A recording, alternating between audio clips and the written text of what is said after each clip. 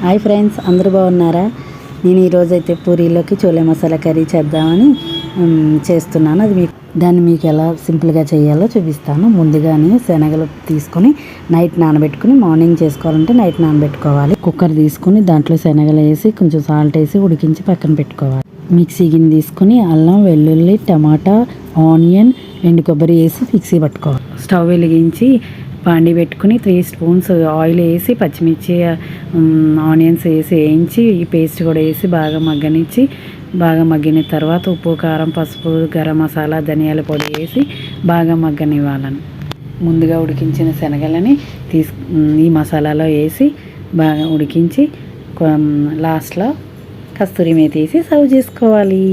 Chole masala curry సింపుల్గా ready అయ్యిందండి. చూడండి, ఈ కర్రీతోని రైస్, చపాతీ, రోటీతో తింటే చాలా టేస్టీగా ఉంటుంది. సబ్స్క్రైబ్ చేయండి, లైక్